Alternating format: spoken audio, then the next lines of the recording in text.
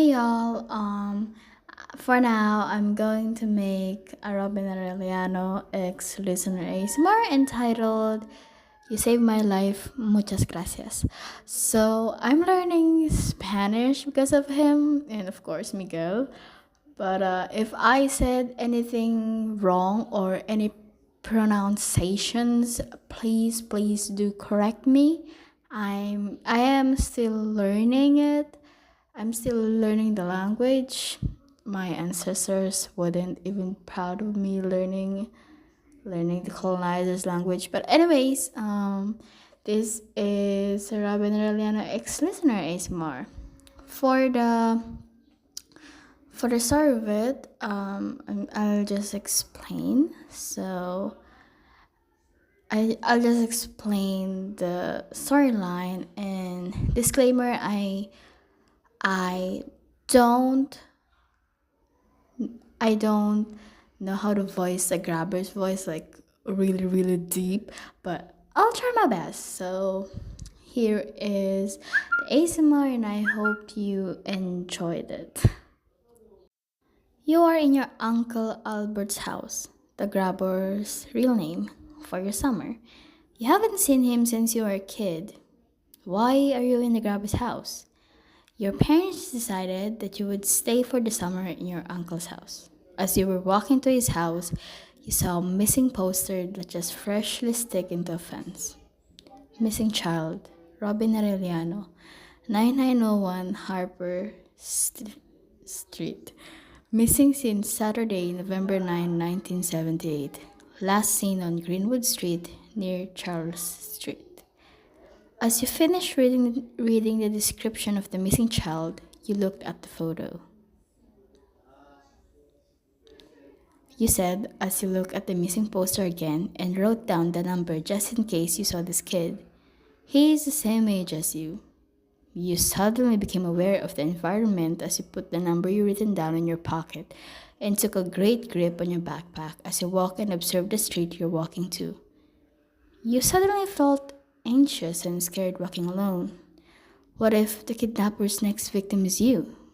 You're just here for the summer and you don't know anyone here, so that's a big advantage to the kidnapper, right? Oh, what are you saying? You're being paranoid right now. You shake your hands to decrease the fear that is growing inside you. As you look at the surrounding one more time, you grab the map that your parents gave you that will get you to her Uncle Albert's house.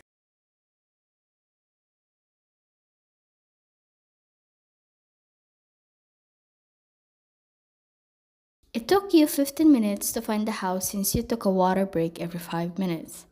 As you put your water bottle in your backpack, you fixed yourself first before knocking on the door and waited for the door to open. Who's that? I didn't saw the kid. Now leave, said a man's voice on the other side of the door.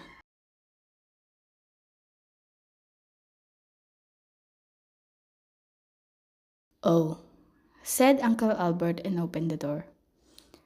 I'm sorry for that. I thought you were the police, he added as he grabs your backpack and puts it inside.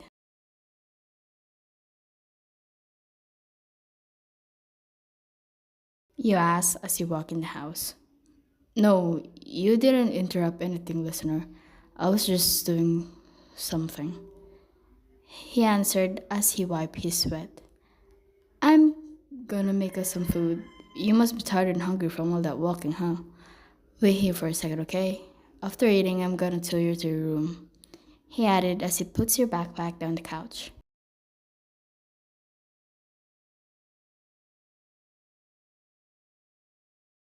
Yeah, the phone works. Well then, I'll get going now. Take your time adjusting here, he stated as he walks out of the room.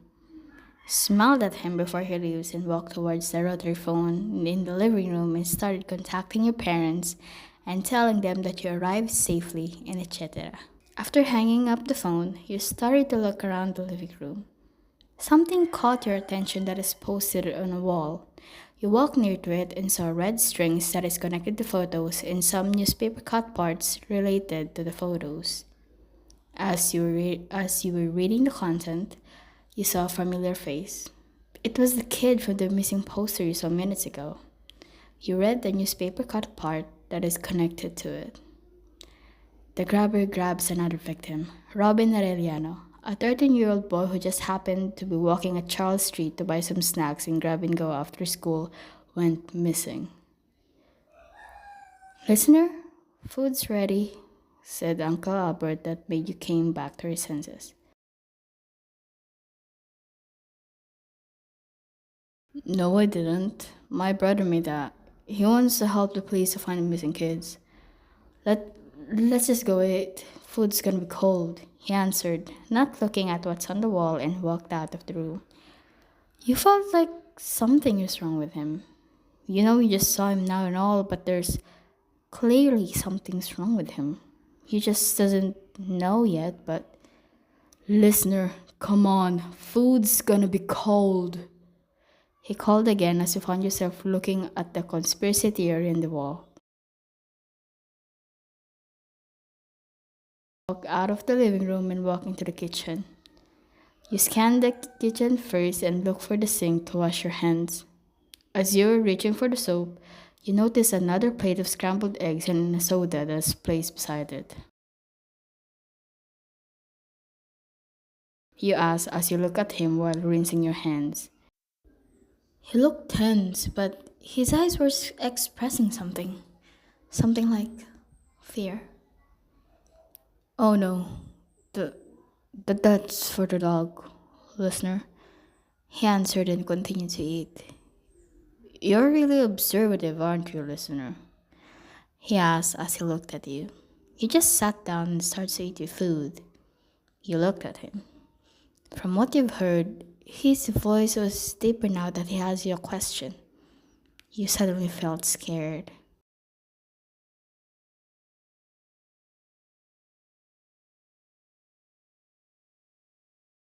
You answered as you took a bite of scrambled eggs.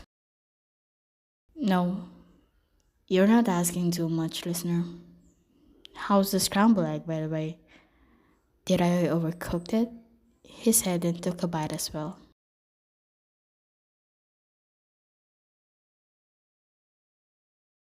You stated and took a sip of soda. "I didn't get to shop for food yesterday, so I'm sorry if it's just scrambled eggs, but I would definitely go shop for food today. You want to come with me?" he asked as he finished drinking his soda.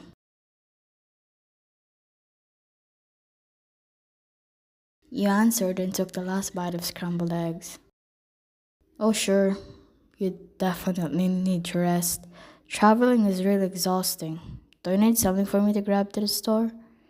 he asks as he stands up and grabs his plate and soda bottle and puts it in the sink.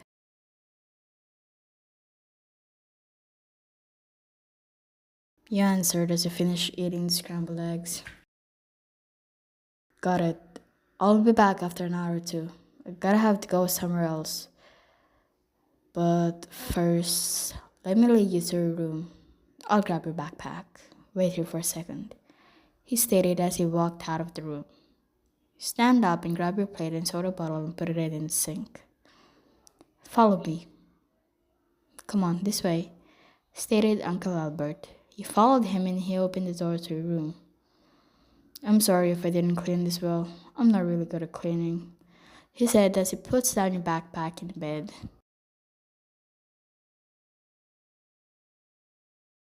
You said as you look around the room. "Okay then, I'll get going. Don't go anywhere, okay? I'll be back after an hour," he stated as he looked at the wristwatch and left the room. Stood up and watched him as he looks at the door at the center for a few minutes and then completely left. What does he mean by "don't go anywhere"? Is he hiding something here? Or someone?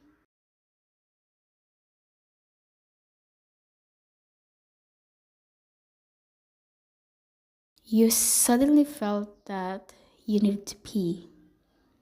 So you hurried up to open the door your uncle was looking at before he left.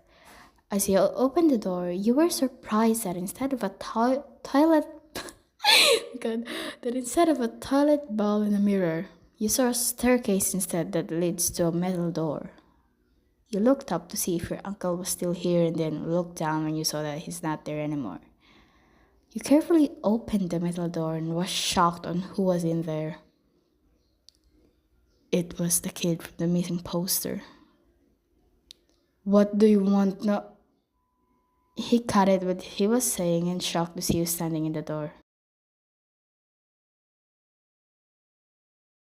You asked as you look up again, not trying to get killed or something.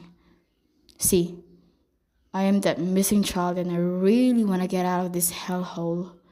Where did you find me? How did you find me? He asked and asked over and over again.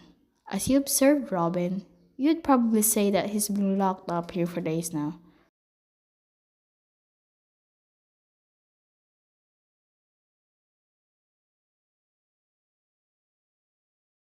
You said directly to him.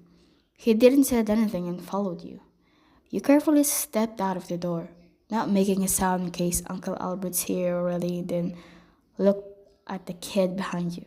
He's just looking at you.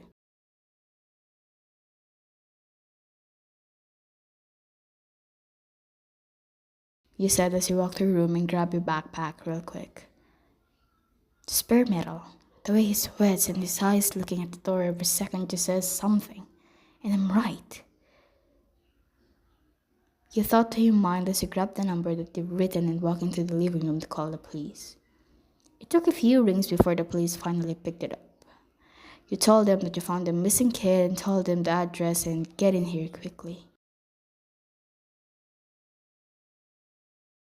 You added before hanging it up. Deep breaths and sweats covered up you and you didn't realize that you're holding hands with the missing kid. Tightly.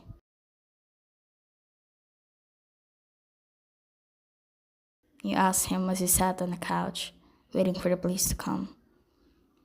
That 𝘃𝐪𝐴 your uncle?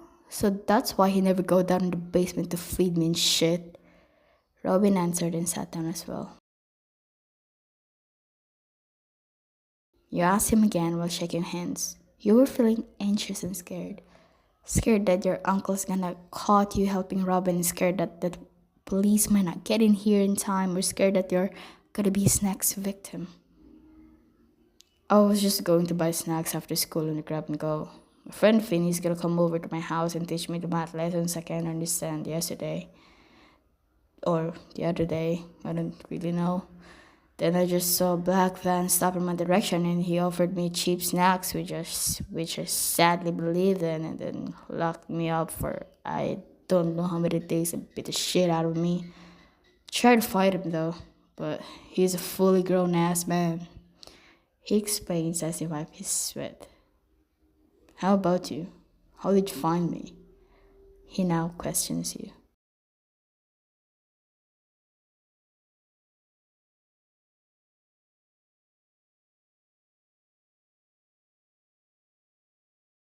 You answered as you were shaking your hands even more and kept looking at the window, hoping your uncle slash the kidnapper slash the grabber wouldn't come home yet and the police would turn up by now. Oh, I see. You saved my life. Muchas gracias. He said, and the next thing happened so fast. He hugs you so tight that you both can't even breathe.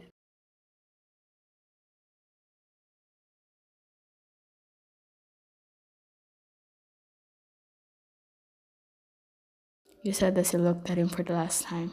The police just came and opened the door forcefully, leading us outside the house and searching for the kidnapper, aka your uncle. They cleaned Robin's bruises and put on a towel on him, and two police officers rushed over to us for safety. Will I be able to see you again? Robin asked and looked at you. Can I ask what's your name? Listener. Thank you for saving me, listener. I hope we'll see you again soon. Oh my god, yeah! I got scared writing this. I was writing this for last I was writing this at 2 a.m. and it was fucking cold and I was scared typing this and shit. But yeah, I hope you enjoyed ASMR. The part 3 and part 4 of my Eddie Munson series will be out. I'll just need to finish reading the script and record it. So stay tuned. And I hope you like this ASMR. And if you want me to make more ASMRs like this, please let me know. And I think I'm gonna consider taking like requests. I think that will be fun. And yeah, I hope you liked it. Bye.